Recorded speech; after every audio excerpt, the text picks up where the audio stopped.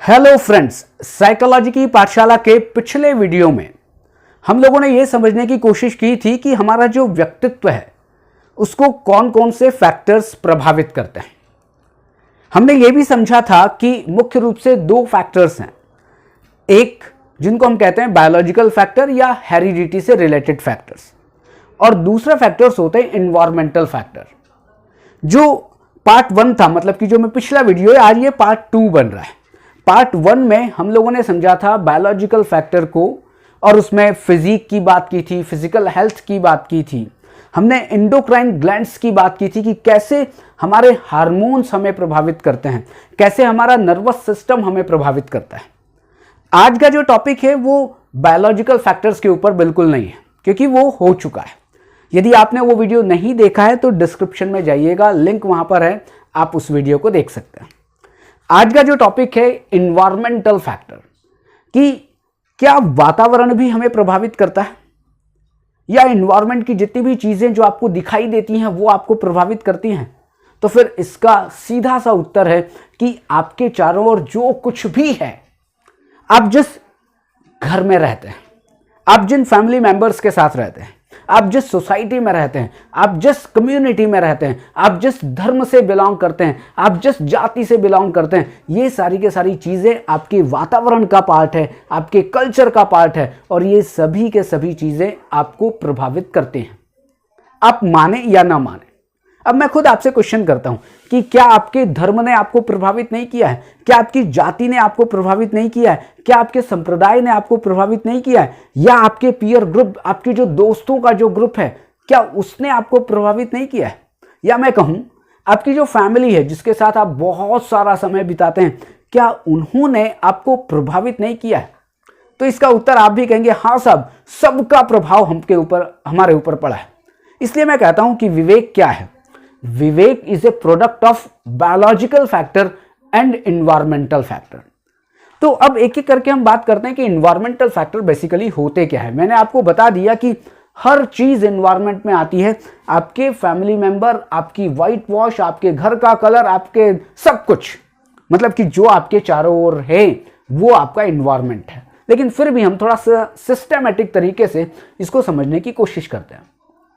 सबसे जो पहला फैक्टर जो एनवायरनमेंट में आता है, सोशल फैक्टर। क्यों सोशल फैक्टर्स की बात की गई? आपको पता है कि हम सब लोग सोशल बीइंग हैं, सामाजिक प्राणी हैं, समाज में हम लोग रहते हैं, और समाज के बिना हम लोगों का कोई भी अस्तित्व नहीं है।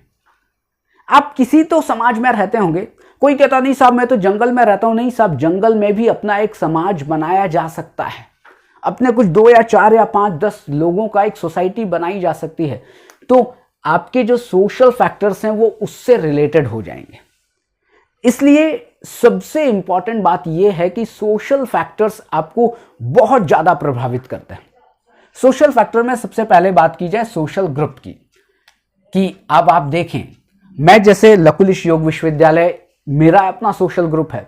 आप जिस स्कूल में, आप जिस सोसाइटी में, आप किसी ना किसी तरीके से किसी ना किसी सोशल ग्रुप में बिल्कुल इन्वॉल्व होंगे, और उस सोशल ग्रुप के जो रीति रिवाज है, जो परंपराएं हैं, वो सब आपको प्रभावित करती हैं। दूसरी बात करें पेरेंट्स सबके बहुत अच्छे होते हैं। क्या कोई गलत चीजें भी हम पेरेंट्स से सीख सकते हैं, या कुछ अच्छी चीजें भी हम पेरेंट्स से सीख सकते हैं? तो साहब, पेरेंट्स का ऑब्जर्वेशन हम सबसे ज्यादा करते हैं।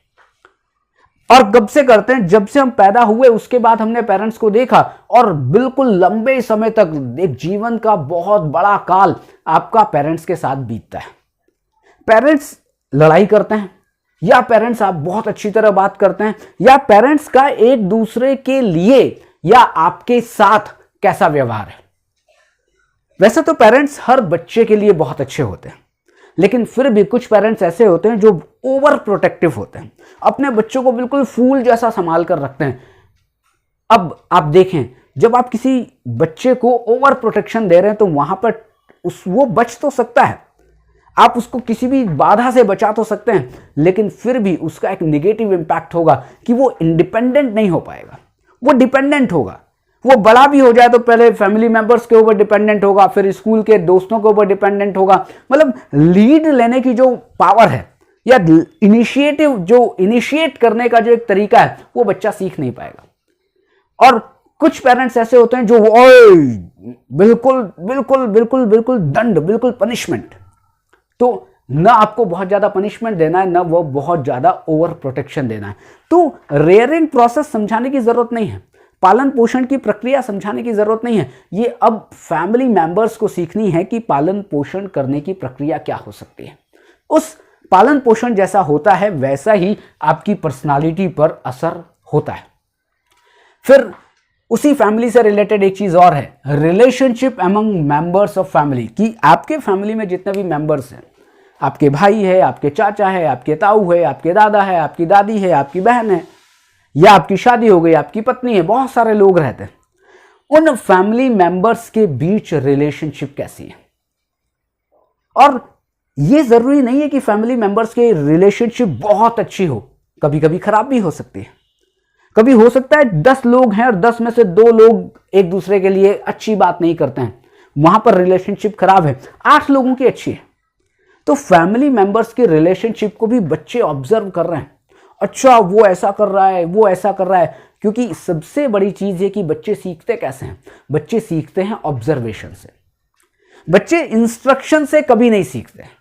इंस्ट्रक्शन से तो वो केवल मान लेते हैं कि साहब ठीक है, पापा ने कहा है तो मान लिया, टीचर ने कहा है तो मान लिया, वो भी जबरदस्ती मान लिया। लेकिन बच्चे सबसे अधिक सीखते हैं ऑब्जर्वेशन से। वो ऑब्जर्व करते हैं, अच्छा मेरे पापा तो झूठ बोल रहे हैं, ओ मेरे पापा तो ऐसा कर रहे हैं, मेरी बहन तो ऐसा कर रही है। अब क्या है, आप कह रहे हैं कि नहीं वो कुछ नहीं सीख रहे हैं, वो बिल्कुल आपको 24 घंटे अपनी आंखों से देख रहे हैं, अच्छा ऐसा भी हो सकता है। या आपको एक बड़ा सीधा सा एग्जाम्पल दूं कि आप अपने बच्चे से कहते हैं देखो कोई आए तो कहना पापा नहीं है, नहीं मम्मी नहीं है, मना कर देना, नहीं हमारे पास कोई चीज सामने आए तो नहीं मना कर देना, हमारे पास तो वो सामान ही नहीं है। अब आप क्या कर रहे हैं, बच्चे ऑब्जर्व कर रहे हैं कि पापा मना क्यों कर रहे हैं, झूठ क्यों बोल रहे हैं। बच्चे ऑब्जर्व कर रहे हैं कि घर में तो सामान पड़ा हुआ है, तो पड़ोसी आया और उसने सामान मांगा तो मम्मी ने मना क्यों कर दिया। क्या हो रहा है, रिलेशनशिप कैसी है उन लोगों की, या उनका व्यवहार कैसा है, उसका प्रभाव आपकी पर्सनालिटी पर पड़ता है। फिर बात करते हैं बर्थ ऑर्डर। अब आप कहेंगे कि साहब बर्थ ऑर्डर मतलब कि जन्म क्रम, कोई इकलौता बच्चा है, कोई सबसे बड़ा बच्चा है, कोई सबसे छोटा बच्चा है, कोई बीच का है। मतलब कि बीच का मतलब गलत मत समझिएगा, बीच का मतलब कोई पहले के बाद दूसरा पैदा हुआ है, दूसरे के बाद तीसरा पैदा हुआ है। अब यहां पर आप देखेंगे बर्थ ऑर्डर, साइकोलॉजिस्ट मानते हैं कि बर्थ ऑर्डर का बहुत ज्यादा रोल है। कैसे, अब आप खुद इमेजिन करें कि यदि आप सबसे बड़े बच्चे हैं, मतलब कि सबसे बड़े लड़के या सबसे बड़ी लड़की हैं, आपके ऊपर रिस्पॉन्सिबिलिटी ज्यादा है। आपको कोई समझाए या ना समझाए, लेकिन आप में वो रिस्पॉन्सिबिलिटी की जो फीलिंग है वो सबसे अधिक आएगी। सबसे छोटा है वो जिद्दी हो सकता है, सबसे छोटा है, आप अगर 2 बच्चे हैं, एक छोटा और एक बड़ा, बड़ा थोड़ा सिंसियर होगा, छोटा सिंसियर नहीं होगा, वो नॉटी होगा। अब आप खुद बताएं जन्म क्रम का अंतर है कि नहीं है। बल्कि साइकोलॉजिस्ट एक बहुत इंपॉर्टेंट बात कहते हैं कि आपको यदि सर्वाइकल स्पॉन्डिलाइटिस की बीमारी है, मतलब कि ये जो सर्वाइकल में पेन है, तो इसका एक सबसे बड़ा, एक उन्होंने बताया कि जो घर में सबसे बड़े होते हैं उनको सर्वाइकल स्पॉन्डिलाइटिस बहुत ज्यादा होता है। आप कहेंगे साहब इससे क्या, जन्म बड़ा है तो सर्वाइकल क्यों हो रहा है। नहीं साहब, सर्वाइकल इसलिए बड़े को हो रहा है कि उसके ऊपर थोड़ा सा रिस्पॉन्सिबिलिटी ज्यादा है, और वो अगर उसको थोड़ी दिक्कत आती है रिस्पॉन्सिबिलिटी को निभाने में, तो फिर उसको क्या सर्वाइकल हो सकता है। आपने सुना तो होगा साइको फिजिकल सिस्टम, मतलब कि आपके अंदर क्या बीमारी है, किसकी बीमारी है, जिसको कहते हैं मनोदैहिक बीमारियां।